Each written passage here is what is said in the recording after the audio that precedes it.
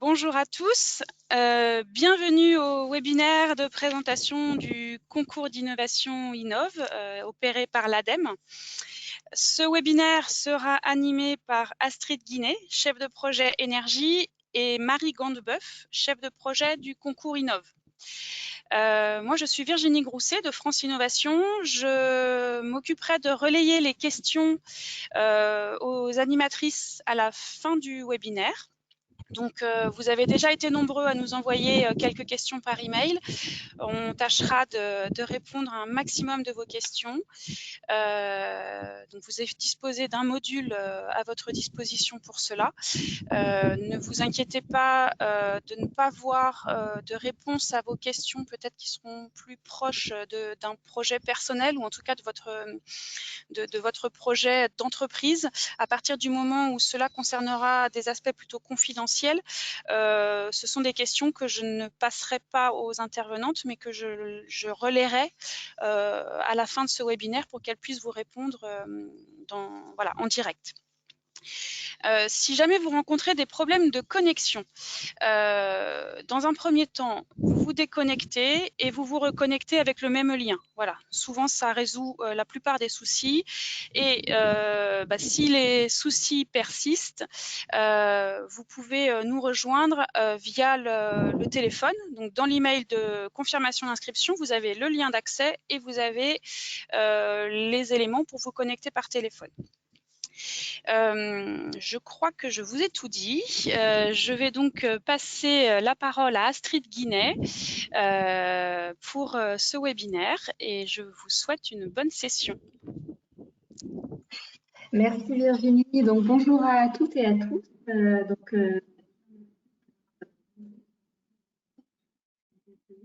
vous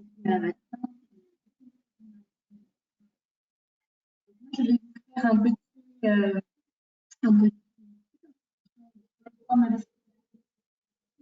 et je laisserai Oui. Astrid, pardonnez-moi, je vous coupe. Il y a un petit souci, on ne vous entend pas très bien. Est-ce que vous pourriez peut-être essayer de changer de position, voir si cela change? Est-ce que c'est mieux comme ça? Là, oui, c'est beaucoup mieux. Oui. C'est beaucoup mieux et les participants me confirment par écrit que c'est beaucoup mieux. Voilà, D'accord. Je vous laisse reprendre parce que du coup, on n'a pas du tout entendu ce que vous avez dit. D'accord, donc écoutez, bonjour à toutes et à tous. Donc merci pour votre participation à ce webinaire. Donc l'objectif aujourd'hui, c'est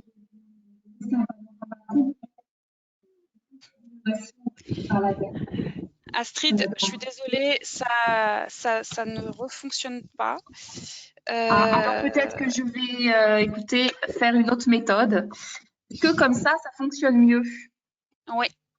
Oui. Oui. Vous avez enlevé votre micro-casque, c'est ça? Tout à fait. Ok. Eh ben alors on va continuer comme ça.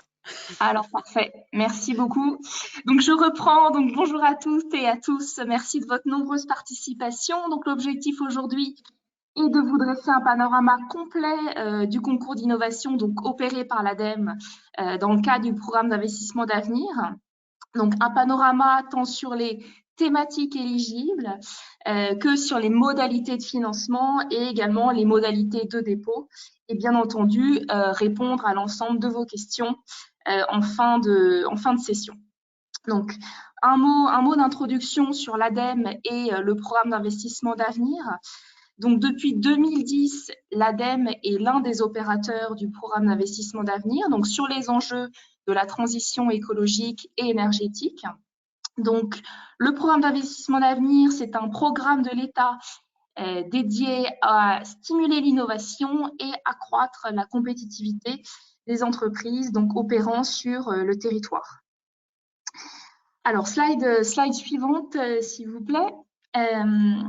Donc, depuis 2010, ce sont plus de 2,5 milliards d'euros d'aides engagées envers les entreprises innovantes et une action structurée autour de 3 grands axes. Donc, le concours d'innovation Innov, qui nous intéresse particulièrement aujourd'hui, dédié aux projets monopartenaires portés par des PME et startups, dont la clôture est prévue le 12 mai prochain. une action dédiée au transport et à la mobilité, mais pour lequel nous n'avons pas actuellement d'appel à projet ouvert. Une action dédiée aux démonstrateurs et territoires d'innovation de grande ambition, pour lequel nous avons 3 appels à projets ouverts.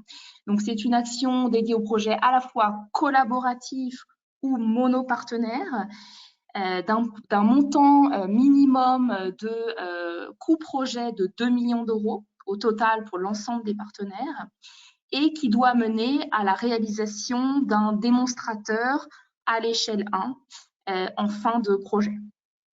Donc, 3 appels à projets. Un appel à projet dédié au système énergétique, ville et territoire durable, donc qui recoupe tous les sujets, la production d'énergie, la transformation, la consommation d'énergie et sa valorisation. Un appel à projet dédié à la bioéconomie et à la protection de l'environnement, donc préservation de la biodiversité, qualité de l'air, les ressources matières, l'énergie, l'eau. Et enfin, un appel à projet dédié à l'économie circulaire, les coefficients dans l'industrie, l'agriculture et l'eau. Donc, 3 appels à projets ouverts jusqu'en janvier 2021. À cela s'ajoute un appel à projet spécifiquement dédié aux déchets du bâtiment qui se clôturera en septembre prochain, qui vise à réduire la quantité de déchets au sein des chantiers et augmenter le taux de recyclage. Et enfin, un appel à projet hydrogène qui sera ouvert prochainement et qui visera à répondre aux problématiques qui auront été recensées au sein de l'appel à manifestation actuellement ouvert et porté par le secrétariat général pour l'investissement, intitulé donc Projet innovant d'envergure européenne ou nationale sur la conception et la production et l'usage de systèmes d'hydrogène. On peut également citer ADEME Investissement, donc qui n'intervient pas en aide d'État comme l'ensemble des autres actions que j'ai pu citer, mais en fonds propres, puisque c'est une société qui vise à financer des projets d'infrastructures innovantes de type première commerciale dans les domaines de la transition écologique et énergétique, en cofinancement minoritaire sur des tickets à partir de 2-3 millions d'euros. Donc là, vous avez un panorama complet de l'ensemble des appels à projets avec slide suivante, un récapitulatif de l'ensemble des dates de clôture. Vous retrouverez naturellement l'ensemble de ces dates et des liens dans la présentation qui vous seront envoyés à l'issue de cette session.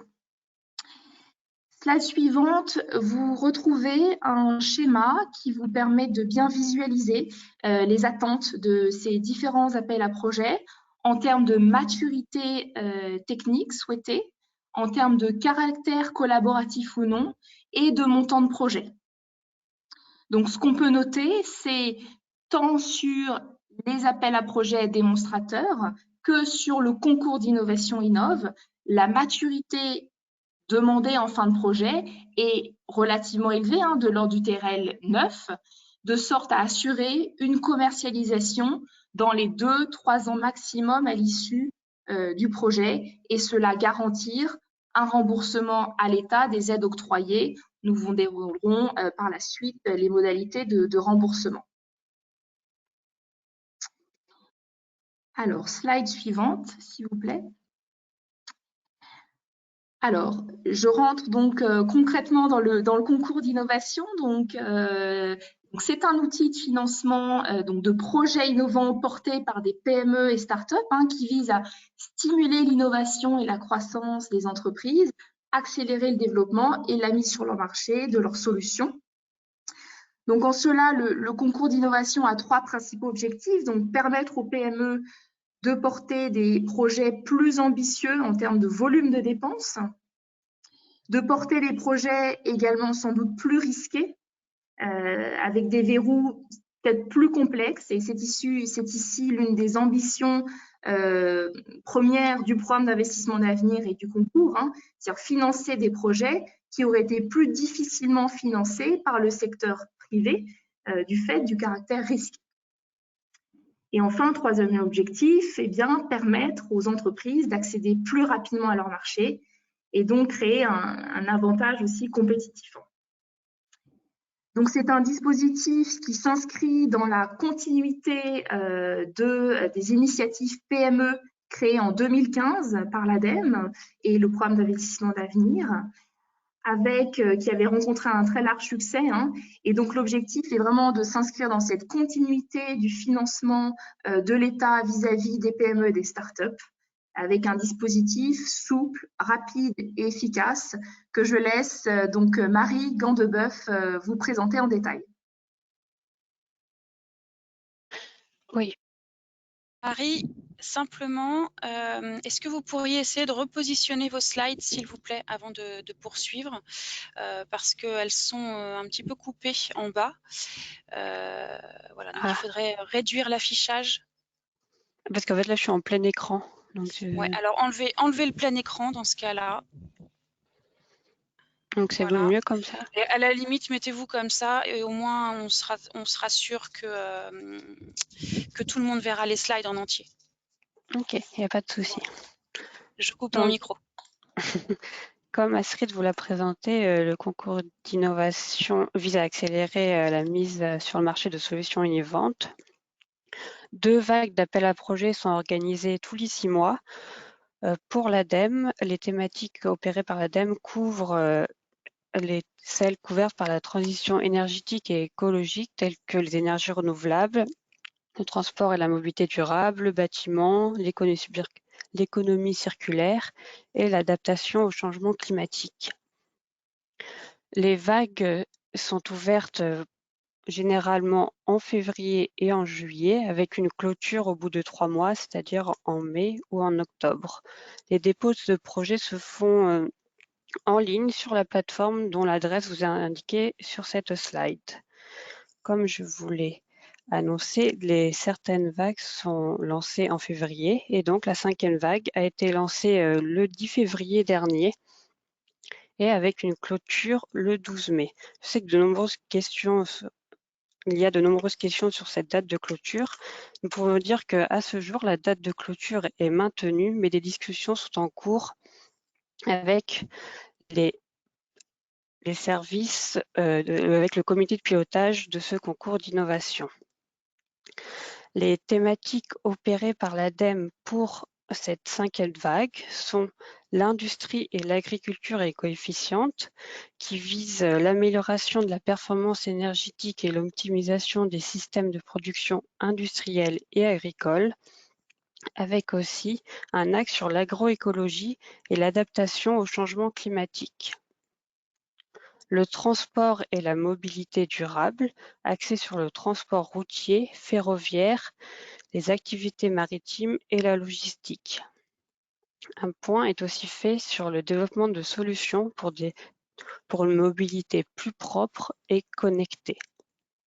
Concernant les énergies renouvelables, le stockage et le système énergétique, cette thématique vise la production et le stockage d'énergie renouvelable avec des systèmes décentralisés, plus interactifs, plus flexibles et plus ouverts. Un focus sur cette thématique est fait sur les réseaux de chaleur et de froid alimentés par des énergies renouvelables et de récupération. Pour l'eau et la biodiversité, les projets attendus sont ceux des thématiques sur le développement de la nature en ville, la préservation de la biodiversité, la récupération des micro- et macroplastiques, les économies d'eau et les systèmes innovants de métrologie. Vous retrouverez le détail de ces thématiques dans le cahier des charges. 5 autres thématiques sont opérées par BPI France lors de cette 5e vague du concours d'innovation. Ce sont santé, situation d'urgence, numérique deep tech, cybersécurité, French Fab et alimentation durable pour la santé. À gauche de cette slide, vous retrouverez les chiffres clés des 4 précédentes vagues opérées par l'ADEME. Nous pouvons voir qu'il y a à peu près une centaine de projets déposés à chaque vague et il n'y a pas d'essoufflement de ce dispositif. Le taux de sélection est de l'ordre de 25 à 30%. Et il faut noter que les vagues 1 et les vagues 3 avaient à peu près les mêmes thématiques que cette 5e vague. Le montant d'aide moyen pour les petits projets, c'est-à-dire les projets inférieurs à 1 million d'euros, est de l'ordre de 350 000 euros. Pour les gros projets, c'est-à-dire les projets supérieurs à 1 million d'euros, le montant d'aide moyen est de l'ordre de 800 000 euros. Nous allons passer aux typologies des projets attendus et les modalités de financement. Comme Astrid vous l'a précisé dans une slide au-dessus, les projets doivent être portés par une PME. Alors, le statut PME est cadré par le nombre d'effectifs, de chiffre d'affaires ou de bilan, mais il faut aussi prendre en compte l'actionnariat de votre entreprise. Marie, pardonnez-moi de vous interrompre. Peut-être essayer de vous repositionner un petit peu avec votre micro. C'est légèrement haché lorsque vous parlez. Alors, c'est audible, mais c'est pas forcément très agréable. Ok. C'est mieux. Et je m'excuse. Oui, ça a l'air mieux. Marie, je m'excuse également. Est-ce que vous pourriez un petit peu agrandir tout simplement la slide? Vous voyez où il y a écrit modification en haut à droite de votre. Vous avez une petite flèche qui va permettre de réduire le ruban un peu en dessous. Une petite flèche qui pointe vers le haut, au-dessus de modification, là où il y a écrit modification, juste à droite, une flèche pointe vers le haut, beaucoup plus haut, tout en haut à droite. Pardon. Voilà, et là, ça va réduire le ruban, on devrait avoir plus d'espace. Voilà, merci beaucoup.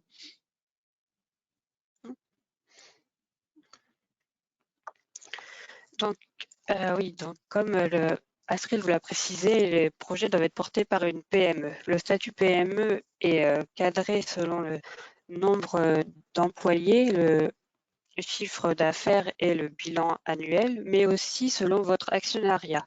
Donc, je vous encourage à vérifier que votre entreprise n'est pas liée ou partenaire avec une grande entreprise, ce qui pourrait faire que vous ne rentreriez plus dans le statut PME. Sur la taille des projets, les projets doivent être de l'ordre de 600 000 à 5 millions d'euros. C'est un critère d'éligibilité strict. Si votre projet n'a que 500 000 euros de coût total ou 5,1 millions, votre projet sera considéré comme non éligible. Une distinction est à faire entre les petits projets inférieurs à 1 million d'euros et les gros projets avec un coût total supérieur à 1 million d'euros. La durée des projets est entre 12 à 36 mois. Le taux de financement maximum est de 45% pour les petites entreprises et de 35% pour les moyennes entreprises. Ce taux de financement est fait à partir des dépenses éligibles. Ces dépenses éligibles seront actées par l'ADEME et le coût total de votre projet sera retravaillé par l'ADEME et seront retenues que les dépenses éligibles. Les dépenses éligibles concernent le salaire de personnel interne, la sous-traitance qui doit être limitée à 30% du coût total du projet, et la sous-traitance doit être aussi prioritairement française, sauf si la compétence demandée n'est pas disponible sur le territoire français. La contribution aux amortissements est aussi une dépense éligible, mais seulement au prorata d'utilisation du produit amorti durant le projet. Nous avons aussi les frais de mission, les autres coûts, qui sont les coûts d'achat de matériel et d'instruments qui servent au projet, et les frais connexes forfaitaires, qui sont de l'ordre de 20% des salaires de personnel interne. Le financement se décompose en 2 tiers de subventions et 1 tiers d'avance remboursable, ce qui en fait un financement assez attractif pour ce concours. Sur les modalités de versement, il est très important de comprendre que le montant d'aide versée ne pourra pas dépasser le montant des capitaux propres de votre entreprise pour chaque versement. Aussi, lors de du versement de la première tranche, qui est de l'ordre de 70% du coût total de l'aide versée est limité à 200 000 euros, il vous sera demandé que vous ayez aussi 200 000 euros de capitaux propres. 1 ou 2 versements intermédiaires sont faits pour les gros projets, c'est-à-dire les projets supérieurs à 1 million d'euros, et le solde est de 20% minimum. comme je vous l'ai dit précédemment, le financement est de l'ordre de 2 tiers de subvention et 1 tiers d'avances récupérables. Donc, ces avances récupérables vous seront demandées d'être remboursées. Le remboursement est de l'ordre pour tous les projets est de 100% du montant de cette avance au premier euro du chiffre d'affaires, c'est-à-dire qu'avec les services d'instruction de l'ADEME, vous allez définir une unité d'œuvre qui sera commercialisée par le projet. Et à la vente de première unité d'œuvre, on vous sera demandé le remboursement de 100% du montant de cette avance récupérable. Pour les gros projets, c'est-à-dire ceux dont le coût total est supérieur à 1 million d'euros, un remboursement supplémentaire vous est demandé. Il sera de l'ordre de 50% du montant de l'avance récupérable. Et il sera demandé lors du dépassement du seuil de succès commercial. Ce seuil sera aussi déterminé en lien avec les services instructeurs de l'ADEME. Cela peut être de l'ordre d'1 million d'euros de chiffre d'affaires cumulé, et à partir de ces 1 million de chiffre d'affaires cumulé que vous aurez fait, on vous demandera ce remboursement complémentaire. Concernant les critères de sélection de cet appel à projet, l'un des critères les plus importants, comme c'est un concours d'innovation, est le caractère innovant et la valeur ajoutée de votre projet et de la solution développée. Vous devrez démontrer que votre solution est innovante par rapport à l'état de l'art de la concurrence et démontrer l'avantage concurrentiel de cette solution. Le niveau de maturité est attendu, un certain niveau de maturité est attendu, comme nous visons des solutions qui seront mises sur le marché rapidement après la fin du projet. Aussi, en niveau de TRL, nous attendons des projets qui commencent à un TRL 5 à 7 pour arriver à un TRL 8 à 9 à la fin du projet. Mais bien sûr, c'est un cas général. Nous acceptons aussi en fonction de la structure des projets qui partent avec un TRL plus bas, mais qui arrivent toujours autour de 7 à 9 à la fin du projet. Nous regarderons aussi la capacité du porteur à mener le projet. Les moyens humains et financiers seront regardés. Les moyens humains, c'est-à-dire le nombre d'employés, le nombre de mois que vous allez inscrire dans votre base des coûts, et aussi les compétences de l'équipe. Les moyens financiers sont de l'ordre des besoins en capitaux propres. Comme je vous l'ai dit, pour le versement de l'aide, c'est un critère très important. Et aussi sur le plan de financement de l'ensemble de l'entreprise, qui n'est pas seulement celui du projet. Ce plan de financement devra être équilibré et des éléments concrets devront être apportés afin de solidifier ce plan de financement. L'impact économique de votre projet sera aussi regardé avec l'accès au marché et la robustesse de votre modèle économique. Nous aurons besoin de savoir quels sont les acteurs de votre secteur et à quels clients précis vous comptez vendre votre produit. Un autre point important est la réplicabilité à grande échelle en France et à l'étranger de votre solution. En effet, nous finançons une solution ou un produit, mais pas seulement un projet qui ne pourrait pas être réplicable. Enfin, l'un des critères les plus importants de l'ADEME, c'est le critère de l'éco-conditionnalité. Celui-là correspond aux impacts environnementaux de votre projet. En vrai, nous vous demandons de démontrer qualitativement et quantitativement les impacts de votre projet. Quant à la qualité de l'eau, la qualité de l'air ou les réductions de gaz à effet de serre de votre projet. Un autre point est la labellisation par un pôle de compétitivité. Nous vous invitons à trouver le pôle de compétitivité de votre région qui correspond à votre secteur thématique. Ces pôles ont généralement une bonne connaissance du sujet et du processus du concours innovation et pourront donc vous aider et pourront être un vrai soutien pour un accompagnement plus personnalisé. La labellisation d'un pôle de compétitivité est un élément pris en compte lors de l'instruction de votre projet. C'est une garantie sur la qualité du fond et de la forme du dossier. En termes de calendrier, comme je vous l'ai dit, l'ouverture a été faite le 10 février 2020 et la clôture pour l'instant est maintenue au 12 mai 2020 à midi.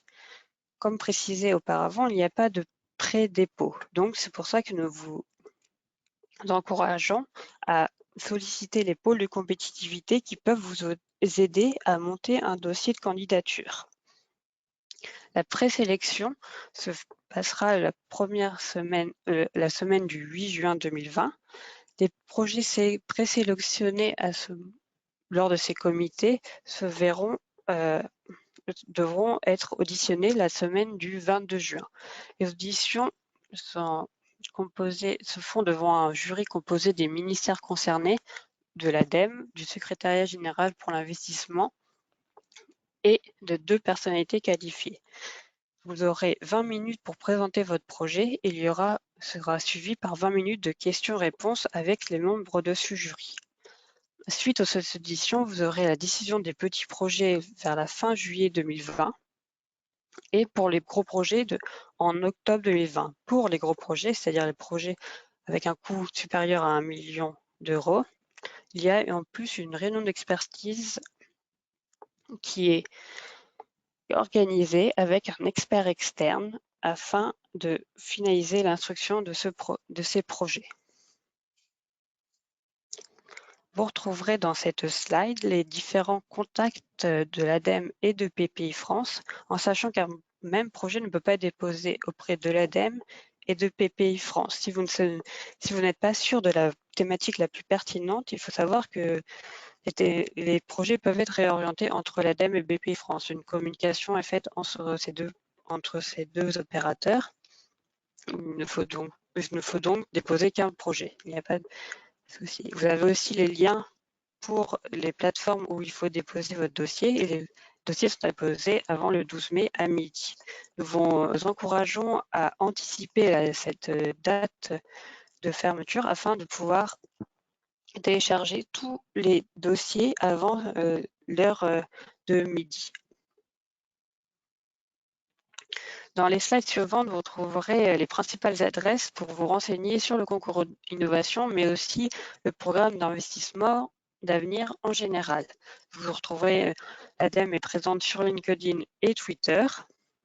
Vous avez aussi la playlist du compte YouTube de l'ADEME où vous retrouverez les enregistrements des précédents webinaires, des vidéos de projets lauréats et la vidéo qui peut être très intéressante, les PME et l'ADEME présentent le concours innovation des investissements d'avenir.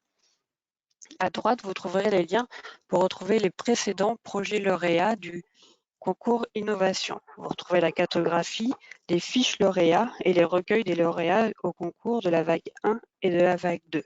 Ces lauréats des précédentes vagues peuvent vous donner une idée des projets attendus et recherchés lors de ce concours d'innovation. Un document complet de présentation du programme d'investissement d'avenir peut être aussi retrouvé sur la médiathèque de l'ADEME ou en demandant à l'adresse communication.rdi@adem.fr. Ce document date d'octobre 2019, donc certains changements sont à prévoir, mais il permet d'avoir un bon aperçu des différents appels à projets de l'ADEME et d'une bonne connaissance du programme d'investissement d'avenir opéré par l'ADEME. Enfin, l'ADEME publie des bilans thématiques du programme d'investissement d'avenir, dont 4 thèmes sont parus récemment en février 2020 sur la thématique transport. Je vous invite donc à les retrouver soit sur les liens écrits sur cette slide ou sur le site internet de l'ADEME directement. Vous retrouvez aussi d'autres bilans qui sont sortis en 2018-2019 tels que les énergies renouvelables, l'eau, la biodiversité, l'économie circulaire et les bâtiments. Nous avons aussi les bilans du PIA 1 et 2 qui sont disponibles sur la médiathèque de l'ADEME. Voilà. Je vous remercie pour votre écoute et nous allons passer désormais aux questions que vous nous avez posées durant la séance. Merci. Très bien. Donc effectivement, il y a eu de nombreuses questions de la part des participants. Peut-être pour répondre à une qui est revenue à plusieurs reprises, compte tenu du contexte sanitaire actuel, un report des deadlines pour soumettre au concours Innov est-il envisagé et y aura-t-il des réattributions en fonction des thématiques qui pourront être opérées?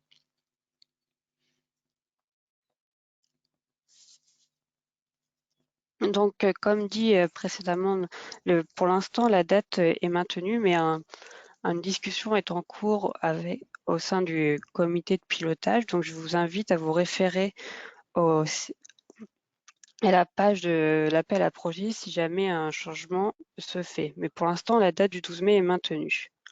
Aussi, le budget alloué au concours innovation ne devrait pas changer, surtout sur la vague 5. Nous ne savons pas pour les vagues prochaines, mais pour la vague 5, les fonds alloués au concours d'innovation sont maintenus. L'État souhaite toujours financer des projets innovants et donc devrait continuer malgré la crise sanitaire que nous vivons.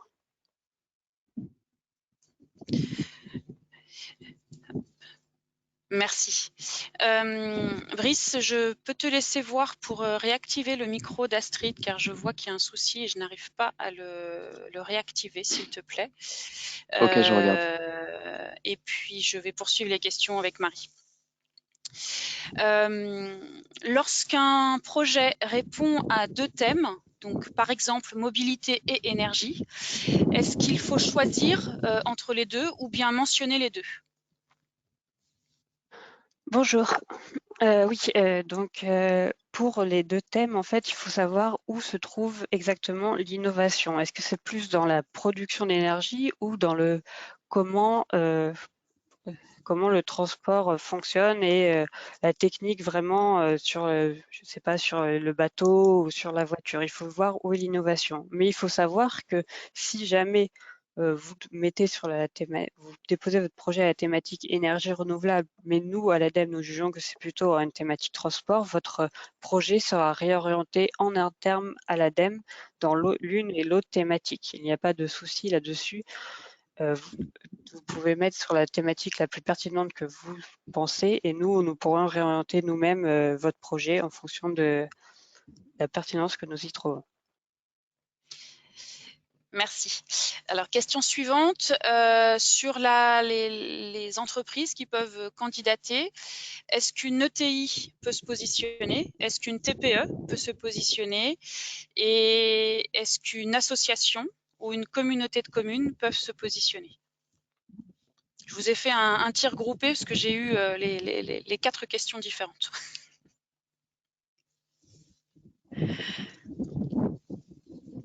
Oui, donc voilà, les seules des entreprises qui peuvent se positionner sont celles qui ont le statut PME, c'est-à-dire au sens communautaire du terme. Donc les ETI ne sont pas éligibles. Les TPE, oui, comme elles sont un statut PME, c'est-à-dire qu'elles répondent aux critères du statut PME, même si ce sont des très petites entreprises, ça reste une PME. Et pour les associations et les communautés de communes, ce ne sont pas des entreprises et donc n'ont pas forcément le statut PME, donc elles ne sont pas éligibles. Là, vraiment, ce qu'il faut dire pour être éligible, c'est les entreprises qui ont le statut PME. Ce sont les seuls porteurs de projets qui peuvent être éligibles à ce concours. Merci. Une question concernant le taux de sélection des projets. Voilà, sur le nombre de candidats, combien sont élus? Je repasse à la slide précédente. Oui, donc voilà, vous avez les chiffres clés des thématiques opérées par l'ADEME sur la gauche de cette slide. Nous avons à peu près une centaine de projets déposés et un taux de sélection autour de 25 à 30% en fonction des différentes vagues du concours innovation. Voilà, il faut savoir que la vague 1 et la vague 3 avaient les mêmes thématiques que cette 5e vague. Très bien. Je rebondis sur votre propos. Une vague 6 est-elle déjà prévue? Est-ce qu'on connaît déjà les thématiques ou est-ce qu'elles seront similaires à celles de la vague 5? Une vague 6 est potentiellement prévue. Pour l'instant, il n'y a rien qui a été acté avec le comité de pilotage, mais comme vous pouvez voir sur le calendrier que Astrid vous a présenté, la vague 6 pourrait débuter en juillet 2020 et se finirait en octobre 2020. Mais pour l'instant, rien n'a été acté. Nous avons aussi des discussions sur les thématiques. Est-ce que d'habitude, les vagues paires, de reprendre les vagues, par exemple, ça aurait pu être les mêmes thématiques que pour la vague 4 et la vague 2. Mais compte tenu de la crise sanitaire, nous ne savons pas si nous ne reprendrons pas plutôt les thématiques de la vague 5 pour laisser les entreprises aussi déposer à la vague 6. Donc pour l'instant, nous ne savons pas exactement encore les thématiques ni si cette vague 6 aura lieu. Merci. Donc un participant s'interroge sur le respect de la concurrence entre deux sociétés françaises qui postulent. Qui décide finalement de subventionner et donc de favoriser ou pas une entreprise plutôt qu'une autre?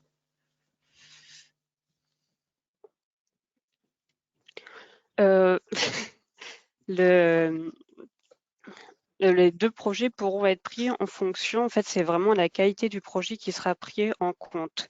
Si les deux projets répondent bien aux critères et les deux projets correspondent au concours innovation et les deux projets se sont trouvés bons par le comité de pilotage, les deux projets pourront être financés. C'est vraiment plus sur la qualité du dossier et la présentation du projet que nous jugeons. D'accord. Vous avez parlé tout à l'heure de labellisation par un pôle de compétitivité. Est-ce qu'un cluster régional d'innovation peut labelliser au même titre qu'un pôle? Il faut vous renseigner à propos de votre cluster si lui peut permettre une labellisation, mais si c'est possible, nous prendrons également cet élément en considération. Donc, tous les éléments concrets que vous pourrez apporter à votre dossier seront étudiés et ne pourront amener que du bénéfice à votre projet et des éléments concrets à votre candidature.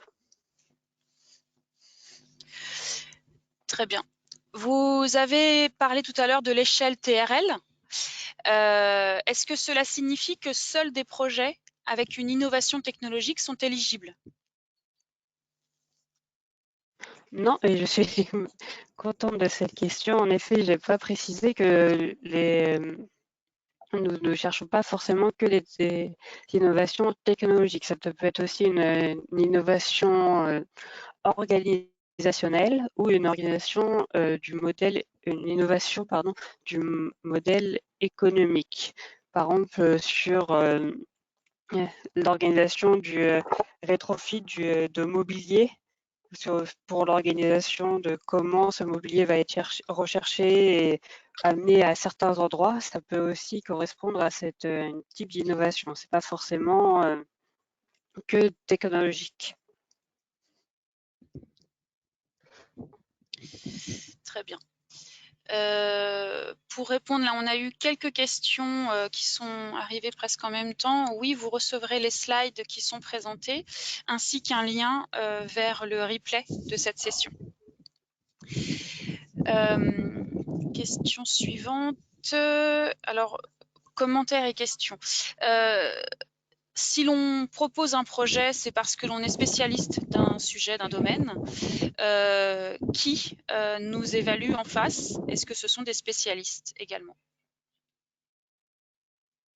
Au sein de l'ADEME, nous sommes décomposés en deux équipes. Donc, nous avons l'équipe instruction dont Astrid et moi faisons partie, qui regarde en plus l'impact économique du projet, la capacité du porteur à mener à bien le projet. Et nous avons aussi des instructeurs techniques, des ingénieurs qui sont aussi compétents sur le domaine en énergie, par exemple, ou en transport, qui, eux, sont bien compétents dans ce domaine-là.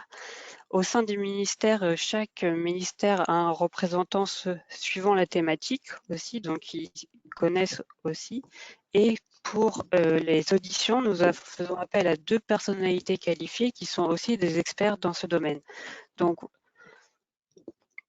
vous serez jugé par des personnes comme Astrid et moi qui regardons plutôt la capacité du porteur à mener le projet et l'impact économique du projet, mais chacune de ces personnes de notre équipe a aussi un secteur qui connaît bien en termes de marché et en termes de concurrence, et après par des personnes qui ont plus une compétence technique et qui pourront regarder vraiment les impacts environnementaux, le caractère innovant et si cette technologie que vous présentez est intéressante ou pas. Est-ce que voilà. Donc vous êtes jugé par 2 types de personnes. Merci. Une question concernant donc les modalités de participation. Peut-il y avoir plusieurs porteurs de projets PME complémentaires? Et dans ce cas, qui perçoit les subventions?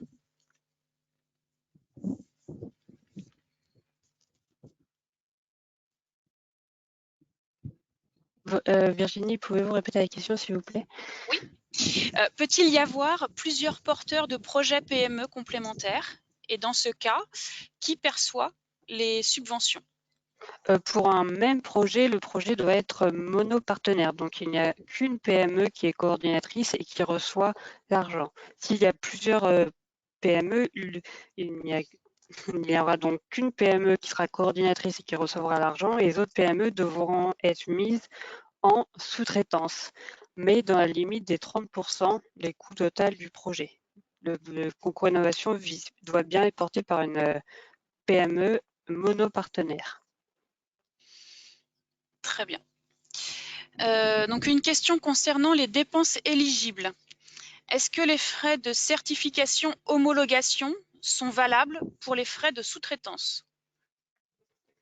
Non, les dépenses de homologation, certification, normalisation ne sont pas prises en compte comme les dépôts de brevets ou les certifications de mise en norme. Ce ne compte pas comme des coûts non éligibles car nous pensons que ce n'est pas l'innovation. En fait, toutes les dépenses éligibles doivent servir l'innovation du projet et amener au développer la solution. Et nous pensons que cette certification doit être faite de toute façon, mais n'apporte pas forcément à l'innovation du projet.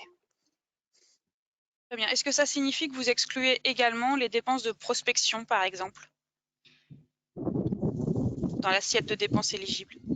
Les dépenses de communication et de marketing ne sont en effet pas prises en compte. Ne sont pas retenues, à part si vous démontrez dans votre dossier de candidature que ces dépenses de communication et de marketing sont innovantes et participent au caractère innovant de votre solution. Je n'ai pas forcément d'exemple en tête, mais si vous avez une façon innovante de communiquer ou de faire du marketing et qui participe à votre solution, ces dépenses pourront être prises en compte. Mais voilà, il faudra vraiment bien le justifier dans votre dossier. Très bien. Dans le cahier des charges, il est mentionné qu'il existe également des AAP Innov régionaux. Sont-ils ouverts actuellement? Et qui peut renseigner sur ce sujet-là? Ces AAP régionaux sont opérés par BPI France et non pas par l'ADEME.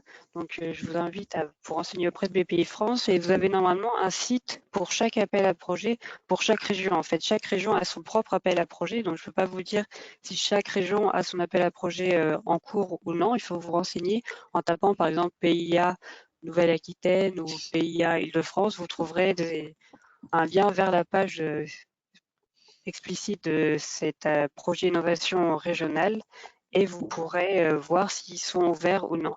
Et vous avez normalement un contact pour chacun de ces appels à projets régionaux dédiés, un contact qui pourra vous répondre à vos questions.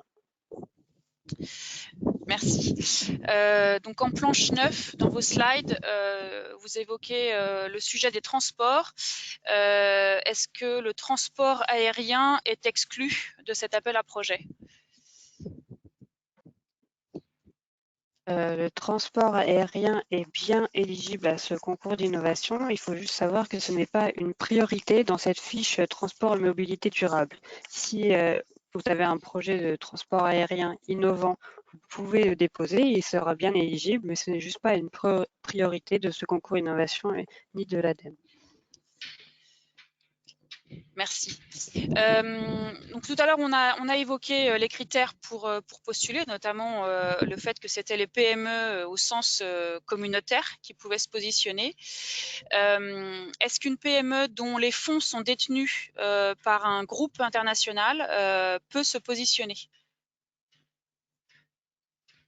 Il faut voir en fonction de l'actionnariat, en fait. Si votre PME est détenue à plus de 50% par une grande entreprise, il se peut que votre PME soit un partenaire oublié et donc non, qu'il n'ait plus du coup le statut PME au sens communautaire. Je vous invite à regarder le guide de l'utilisateur pour définir la définition des PME qui est fait par la Commission européenne et qui est très clair et qui permet de bien voir dans quelle catégorie on figure et si on a toujours le statut PME ou non. Merci. Je me permets de préciser que vous recevrez le lien vers cette information dans le mail que vous recevrez dans l'après-midi avec les slides. Est-ce qu'un bêta-test facturé à prix coûtant est considéré dans le chiffre d'affaires pour postuler à cet appel à projet? Je ne suis pas sûre que cette question soit très claire pour vous. Peut-être que si la personne peut la préciser. Non, en effet, cette question n'est pas forcément claire, surtout sur est-ce que c'est en fonction dans le coût total du projet, parce que j'ai pas compris dans le chiffre d'affaires du projet. Je n'ai pas compris ça. Très bien. Bon, alors, je laisse donc André qui a posé cette question peut-être la formuler de façon plus complète. Question suivante. Est-ce que des projets liés à l'aéronautique pourront être recevables, notamment concernant le développement de biocarburants? Comme je l'ai dit précédemment, les transports aériens et donc aéronautiques sont éligibles au concours innovation, mais ne sont pas forcément une priorité de la fiche thématique. Mais ça ne veut pas dire qu'ils ne seront pas éligibles. Juste que ce n'est pas une priorité mise en avant dans la fiche transport et mobilité durable opérée par l'ADEME. Très bien. Bonjour. Quelle est la date à partir de laquelle les frais engagés sont pris en compte dans le projet?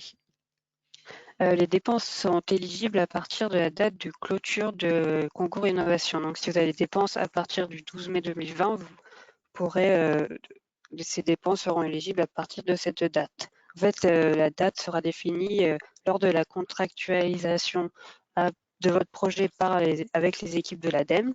Vous aurez la date de début de projet qui pourra commencer à partir du 12 mai 2020, mais pourra commencer à une autre date en fonction de votre projet. Merci. Est-ce que des projets hors thématique peuvent être présentés spontanément s'ils restent cohérents avec les thématiques de l'ADEME? Un exemple, le recyclage. Non, en fait, voilà, l'un des critères d'éligibilité est de répondre au cahier des charges. Et donc, ce cahier des charges présente ces 9 thématiques et donc les projets doivent être rentrés dans une des 9 thématiques proposées soit par l'ADEME, soit par BPI-France. Mais pour le recyclage, nous vous invitons soit à attendre potentiellement la VACSI sur l'économie circulaire, soit à vous renseigner sur le PIA régional ou même l'appel à projet démonstrateur dont Astrid a parlé au début, qui est un appel à projet ECUI sur l'économie circulaire. Mais c'est vrai que pour cet appel à projet, le projet doit avoir un coût minimal de 2 millions d'euros, donc demande un projet un peu plus important. Mais cet appel à projet est aussi ouvert aux PME pour les projets monopartenaires. Merci. Différentes thématiques sont donc couvertes dans cet appel à projet. Est-ce que chaque thématique dispose d'un budget distinct ou est-ce que c'est une enveloppe globale qui est attribuée en fonction des candidatures? Chaque thématique possède un budget spécifique et nous avons aussi un budget global du concours innovation. Donc, par exemple, si en biodiversité, nous dépassons le budget, mais qu'en transport, nous sommes en dessous du budget, ça peut aussi se rééquilibrer de cette façon. Très bien. Est-ce que l'ADEME propose une aide au montage du dossier?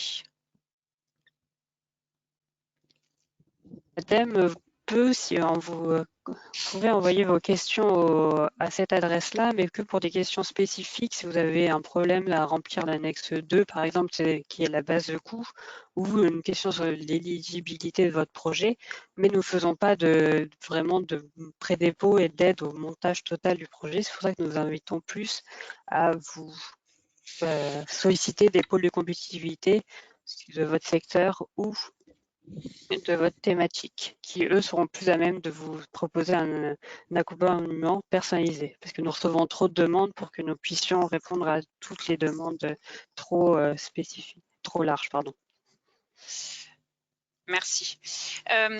Est-ce qu'il est possible de présenter son dossier donc là au concours Innov, mais également de le présenter à un appel à projet européen par exemple et de cumuler les aides ou les subventions? Les aides ne pourront pas être cumulées en dehors des limites de la Commission européenne.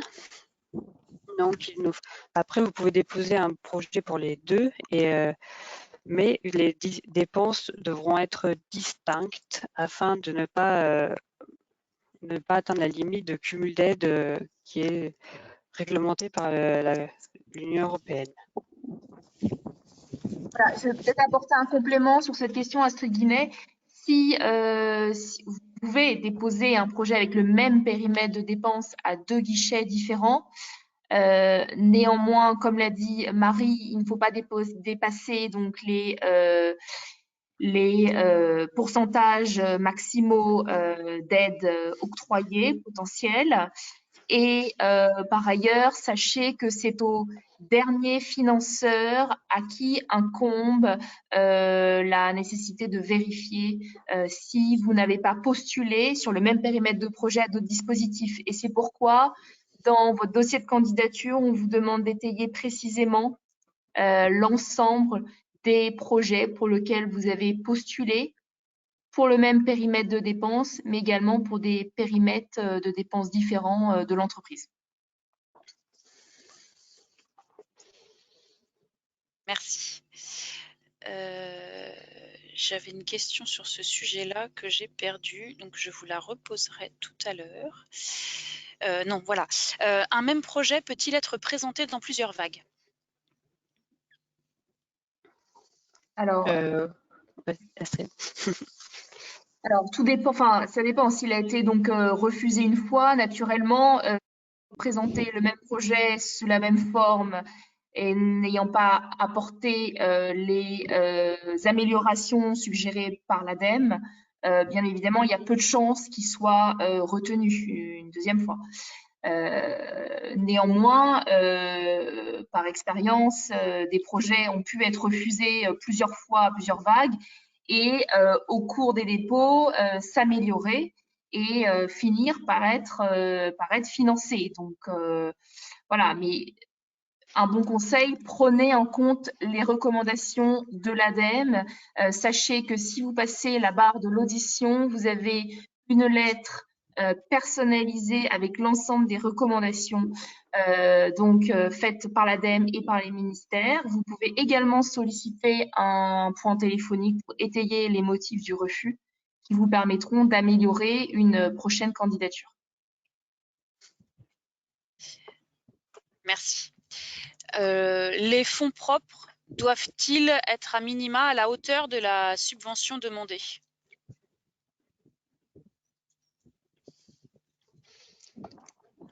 Je te laisse, Marie.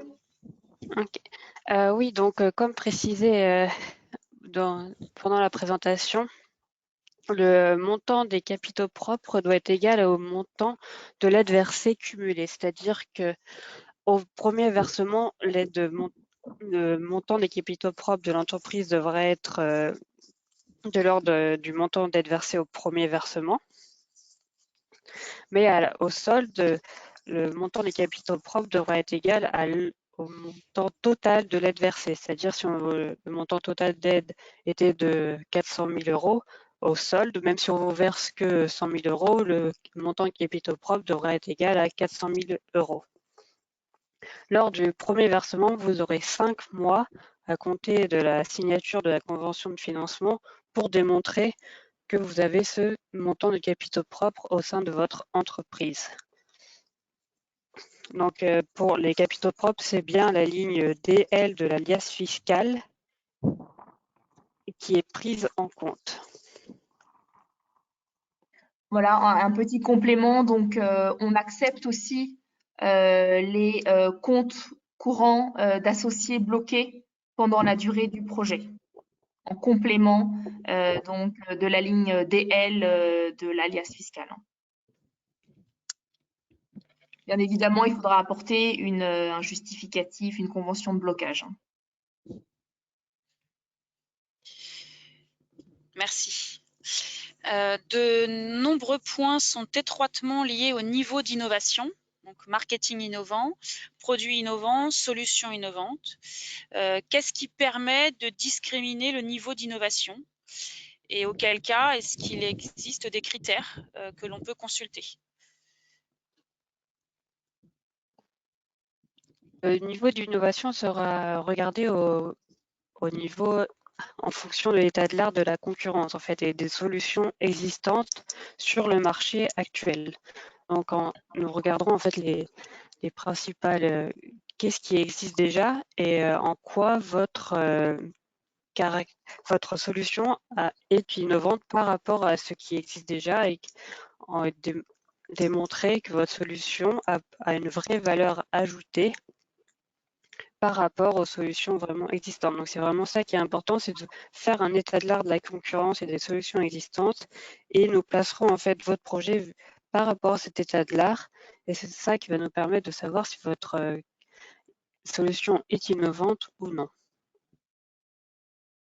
Voilà, et un petit complément également en interne entreprise, bien démontrer ce que vous maîtrisez déjà et puis donc ce qui reste à maîtriser dans le cadre du projet. Cette délimitation est d'être faite également en interne. Merci.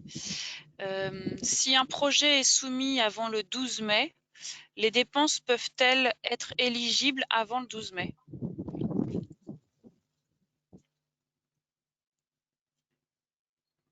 Alors, c'est la date, voilà, c'est la date vraiment de clôture du dispositif concours d'innovation qui fait foi pour l'éligibilité des dépenses, donc le 12 mai. Donc, comme l'avait dit Marie, lors de la contractualisation, on se mettra d'accord sur un T0 du projet qui pourra être donc postérieur. S'il est antérieur au 12 mai, eh bien, vos dépenses ne seront pas prises en compte dans le cadre du concours. Et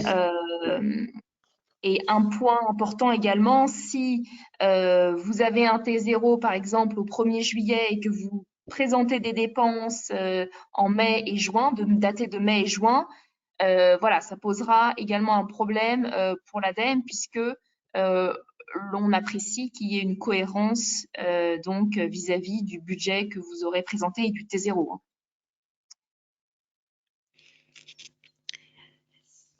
Merci.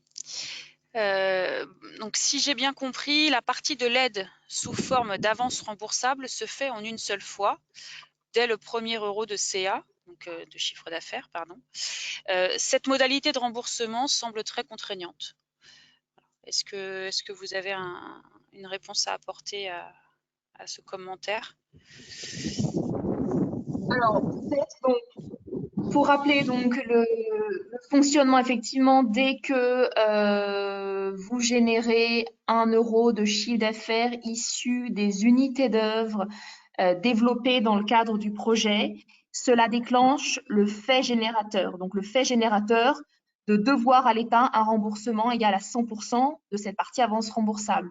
Néanmoins, vous avez généralement 2 ans entre ce fait générateur et le versement, on va dire, officiel à l'ADEME et à l'État derrière pour justement avoir un petit peu plus de souffle dans votre trésorerie. Donc, ce délai, il y a un délai de carence qui peut tout à fait, au moment de la contractualisation, en fonction des besoins spécifiques de l'entreprise, être vu et pourquoi pas allongé aussi. Hein.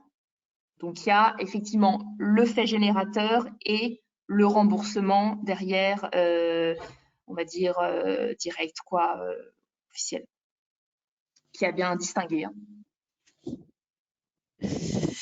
Très bien.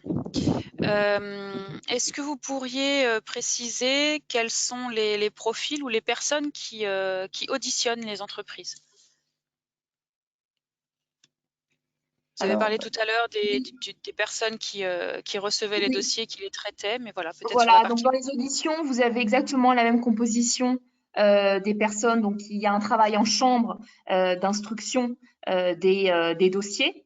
Donc là, comme l'a dit Marie, c'est effectivement l'ADEME sous sa casquette économique, financière et sa casquette technique.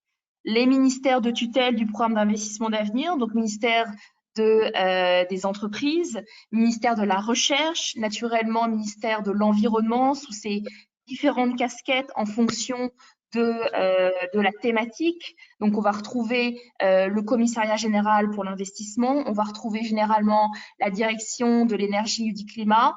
On peut retrouver, en fonction des sujets, la direction de l'eau et la biodiversité, la direction du logement, la direction des risques.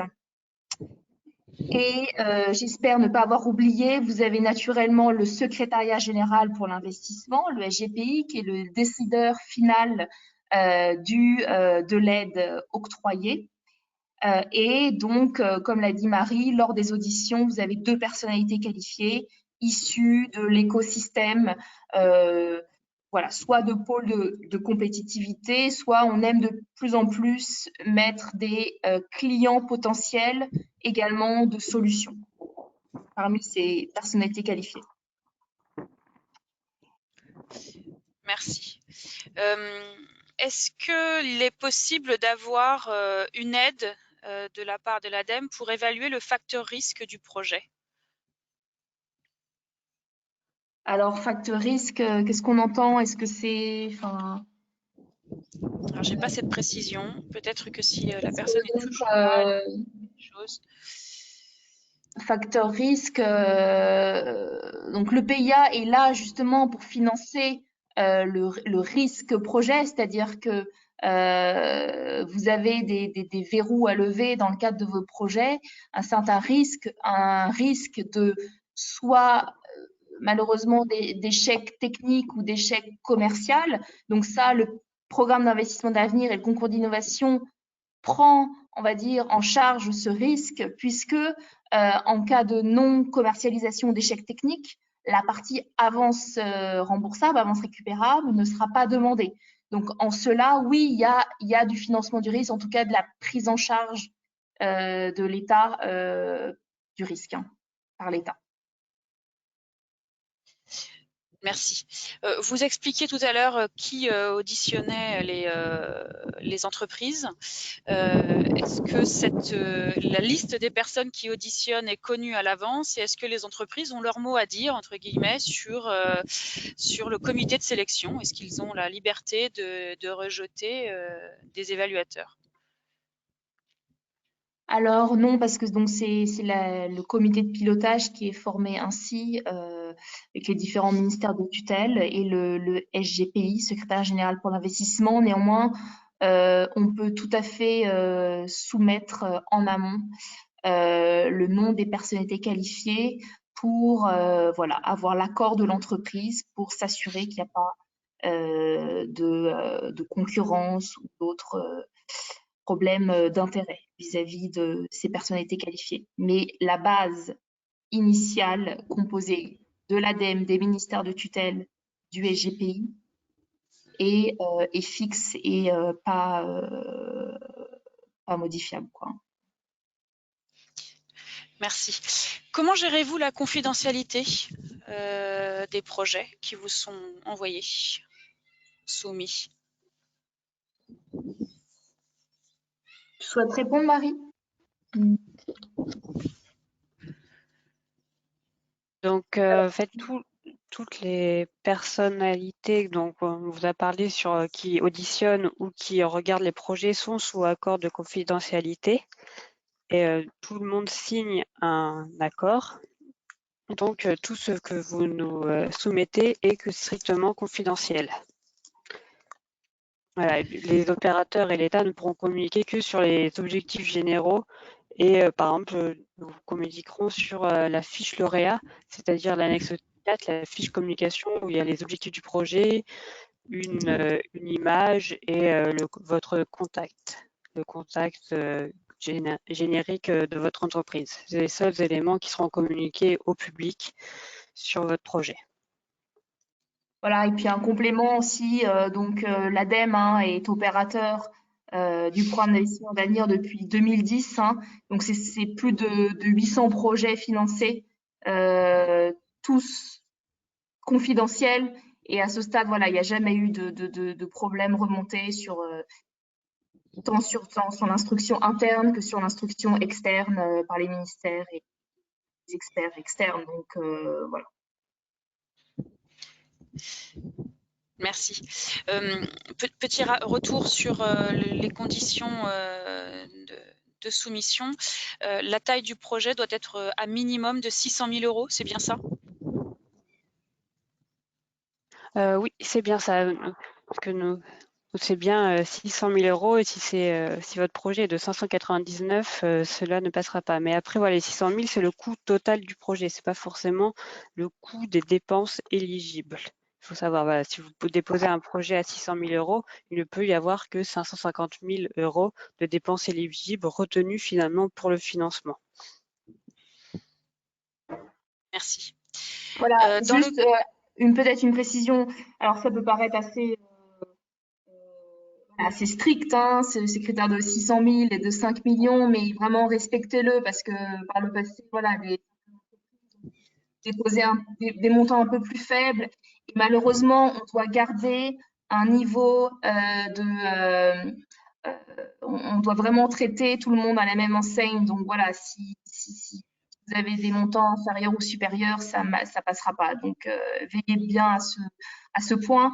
Comme l'a dit Marie, c'est le coût total du projet qui fait foi, puisque dans la base de coût, vous verrez, vous pourrez choisir de l'éligibilité de vos dépenses. Vous pouvez considérer comme on l'a dit, donc les dépenses marketing ne sont pas éligibles, mais vous pouvez quand même les mettre dans ce total de coûts et ça contribuera aux 600 000 €.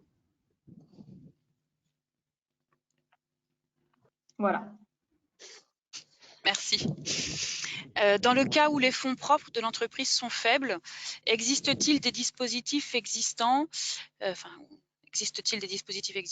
bref, pour muscler les fonds propres comme d'autres appels à projets qui peuvent aider, mais cela entre-t-il en conflit avec ces appels à projets?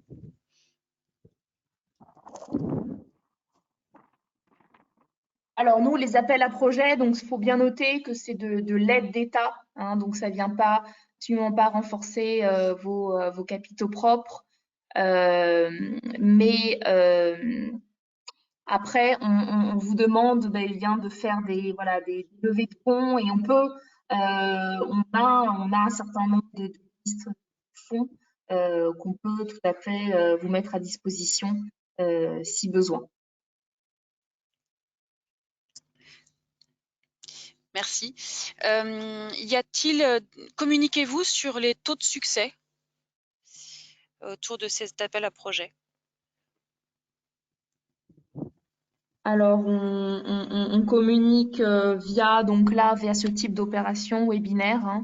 Effectivement, comme l'a dit Marie, on est sur des taux plutôt satisfaisants, de l'ordre de 30% par rapport à d'autres dispositifs. Je pense notamment aux dispositifs européens dont les taux de sélection sont bien plus faibles. Voilà, après, vous avez, comme l'a dit Marie, l'ensemble des recueils de projets lauréats à disposition, également sur le site de l'ADEME. On communique également sur les taux lors de nos opérations en région. L'ADEME a un certain nombre de bureaux régionaux dans lesquels on intervient au sein des chambres de commerce, au sein des préfectures. Donc là, on communique. Voilà ce que je peux dire sur ce point. Très bien. Y a-t-il un nombre de projets limité par thématique? Et une autre question à ce sujet. Est-ce qu'il y a des taux de succès significatifs selon les thématiques? Alors, il n'y a pas du tout de taux, enfin excusez-moi. Est-ce que vous m'entendez? Oui, oui, oui, pas de souci, Astrid. Allô? Oui, Astrid, on vous entend. Oui. Non, alors il n'y a pas d'exigence, c'est-à-dire que c'est vraiment en fonction de la thématique. On a des thématiques qui marchent très bien, comme l'énergie ou le transport. On a des thématiques qui étaient plus nouvelles pour l'ADEME, pour l'adaptation. Après, il n'y a pas du tout, voilà, comme l'a dit Marie, il y a un budget au global, il y a des réaffectations. Astrid, peut-être si vous pouviez vous rapprocher de votre micro, s'il vous plaît, on n'entend pas bien votre réponse. Oui, ce que je disais, c'est qu'il y a des thématiques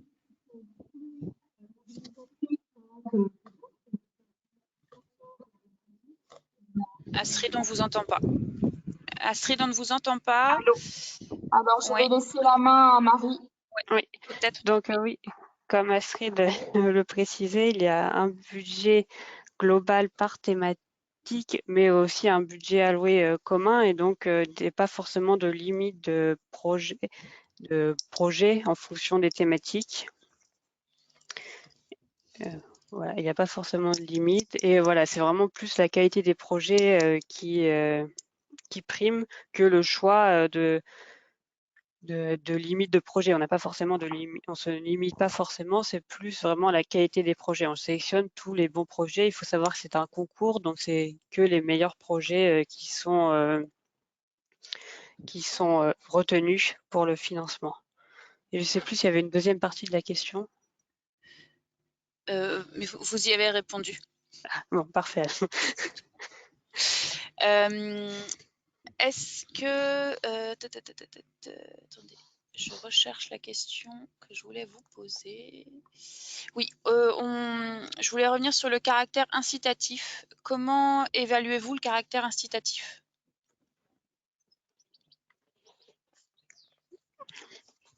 Oui, le caractère incitatif, oui, c'est un critère qu'on demande lors du remplissage du dossier de candidature. En fait, il faut démontrer en quoi l'aide du concours d'innovation vous aidera à mettre en place ce projet, et en quoi, si par exemple vous n'aviez pas eu cette aide, vous auriez eu besoin par exemple de plus de temps ou de plus de moyens avant de mettre en place ce projet. Il faut démontrer en quoi cette aide vous est vraiment utile pour ce projet, pour mener à bien le projet. Voilà, en quoi elle vous permet d'aller plus loin, plus rapidement, de façon peut-être plus ambitieuse. Ouais, Astrid, je suis désolée, on vous entend pas du tout, c'est pas du tout intelligible. Oui, comment cette aide vous permettra d'aller plus loin, d'être plus ambitieux et d'aller plus facilement pour mener à bien ce projet et préciser cette précision. Merci. Est-ce que les règles de conditions de financement sont identiques entre BPI France et l'ADEME? Oui, c'est exactement la même typologie des projets attendus et les modalités de financement. En fait, on a un seul cahier des charges et seules les thématiques changent. Nous n'avons juste pas les mêmes thématiques. Nous, c'est plus orienté de thématique transition écologique et énergétique, alors que BPI France est plus orienté santé, numérique et alimentation durable pour la santé. Merci. J'ai fait le tour de toutes les questions. Alors, peut-être que certains participants auraient souhaité que je pose leurs propres questions avec leurs propres mots. Voilà, j'ai tâché d'essayer de regrouper les sujets et les thèmes pour Astrid et pour Marie. Malgré tout, voilà, si vous pensez que votre question n'a pas trouvé sa réponse, n'hésitez pas à la reformuler pour que je puisse la leur poser. Je vais vous laisser quelques petits instants. Alors, tac, tac, tac. Oui, alors, plusieurs questions sur les startups. La définition de la startup est-elle bien celle de l'entreprise de moins d'1 an?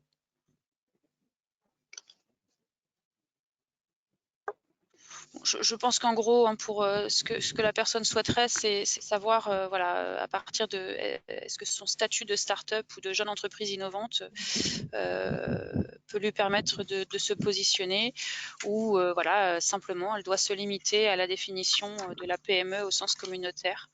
Voilà, c'est vraiment le statut PME qui est important. Voilà, on dit que voilà, c'est ouvert aux startups et aux PME. C'est surtout pour dire qu'en fait, même si vous êtes une petite entreprise qui a été créée récemment, vous êtes quand même éligible au concours innovation. Parce qu'en fait, il faut juste que votre société soit immatriculée en France au registre des commerces et des sociétés à la date de dépôt du dossier. Voilà, si votre entreprise a moins d'1 an d'ancienneté, par exemple, est créée par exemple aujourd'hui le 24 mars, votre entreprise sera toujours éligible au concours d'innovation. Voilà. Et c'est vraiment le statut PME qui prime sur l'éligibilité, mais voilà, on inclut les startups pour dire que votre entreprise n'a pas besoin d'être créée depuis vraiment longtemps pour être éligible au concours innovation. Merci. Est-ce que vous pourriez expliquer la différence entre le concours ILAB et le concours Innov? Le concours ILAB est un concours en effet qui est avant le concours Innov, avec le concours ePhD aussi. C'était un continuum du dispositif mis en place par le secrétariat général pour l'investissement.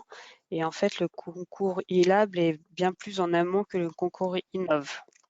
Donc, il va financer des projets vraiment de recherche, alors que le concours d'innovation est plus en aval et du coup va plus financer des projets dont l'objectif est la mise sur le marché d'un produit assez rapidement après la fin du projet. En fait, c'est vraiment la commercialisation d'un produit, d'une solution développée au cours du projet, alors que le projet ILAB est plus en amont et plus tourné vraiment recherche pure.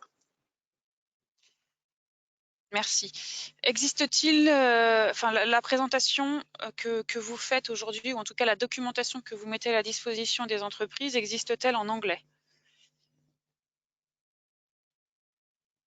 Je ne pense pas que, cette vidéo, les webinaires sont exclusivement tournés en français, et je ne crois pas qu'il y ait de documents en anglais, mais il faudrait se renseigner sur le site directement de l'ADEME ou sur la médiathèque pour savoir si des documents en anglais existent. Merci. Est-ce qu'il est possible d'indiquer les budgets prévisionnels par thématique? Nous n'avons pas forcément cette information. Cette information n'est pas forcément communicable. Voilà, il faut juste, voilà, il faut pas forcément, ce budget-là ne doit pas rentrer en compte en fait lorsque vous remplissez votre dossier de candidature. Si vous voulez faire un projet à 5 millions d'euros et que votre projet à 5 millions est très bon, il sera pris, peu importe le budget alloué à telle ou telle thématique. Merci. Donc une question concernant les dépenses éligibles. Sur l'aspect commercial et industrialisation, les dépenses pour la production de pré-séries, la standardisation, la qualité, la conformité réglementaire, la recherche de partenaires commerciaux, la mise en œuvre d'une démarche marketing opérationnelle sont-elles éligibles?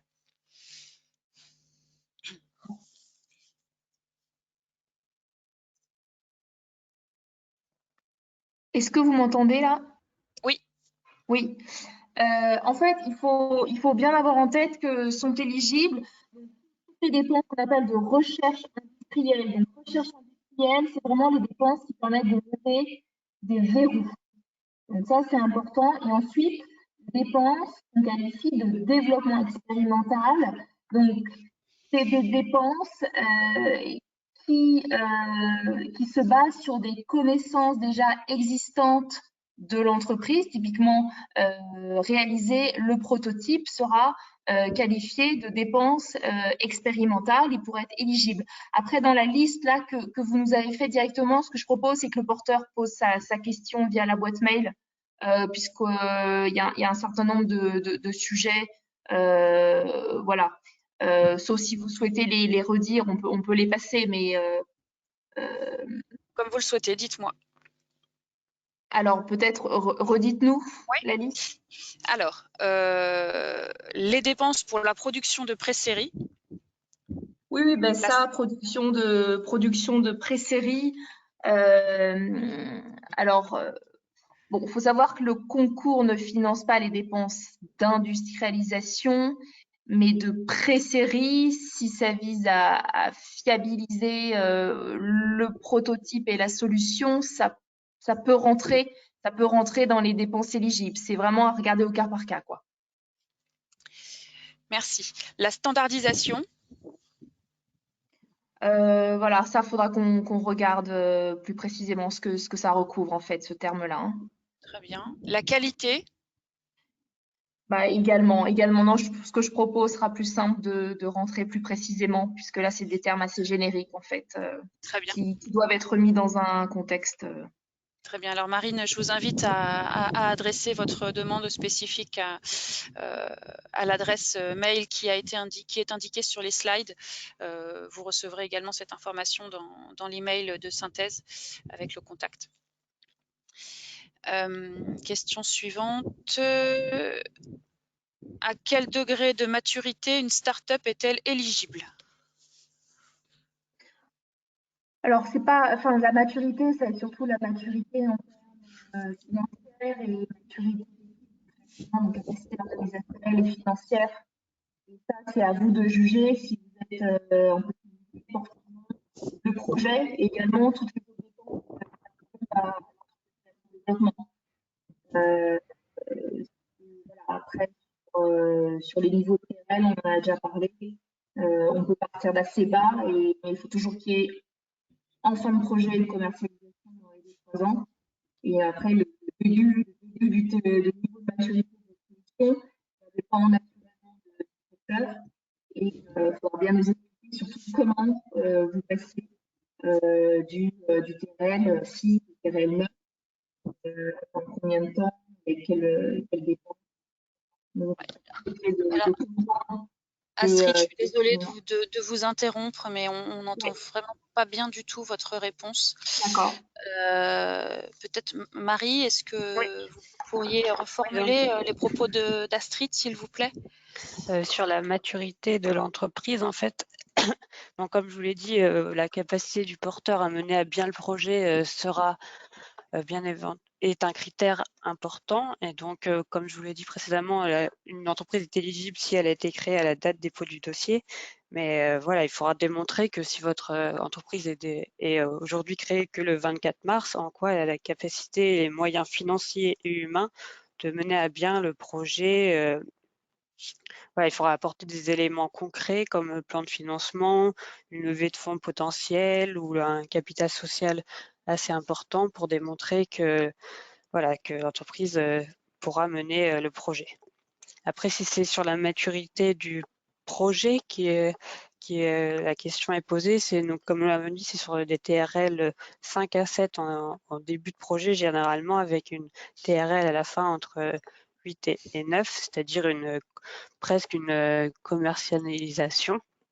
Mais voilà, comme je l'ai dit, c'était cas général et ça peut être en fonction de la solution développée, telle que si c'est un algorithme par exemple, ça peut partir à des TRL plus faibles, juste avec le concept technologique, et arriver à un TRL encore 7 et 9 à la fin du projet. On demande la plupart du temps une preuve de concept en fait, au moins une preuve de concept de la solution développée.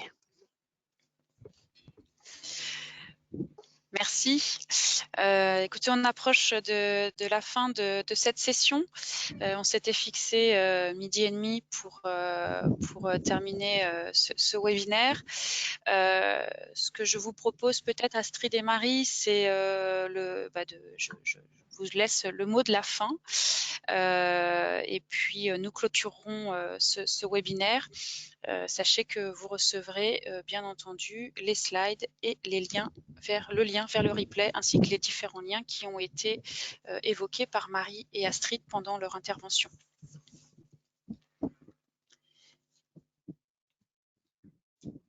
Oui, donc je vais faire le mot de la fin, comme le micro d'Astrid ne marche pas très bien. Je vous remercie à tous de nous avoir écoutés lors de ces webinaires. Et donc, je vous encourage à déposer un projet au concours innovation. Donc, comme précisé avant, vous avez jusqu'au 12 mai à midi. Nous vous rappelons qu'il faut bien anticiper cette date de clôture, cette heure de clôture surtout. Donc, peut-être commencer au moins la veille à télécharger vos pièces sur la plateforme de l'ADEME. Et voilà, je vous remercie de nous avoir écoutés lors de ce webinaire. Merci. Bonne journée à tous et au revoir.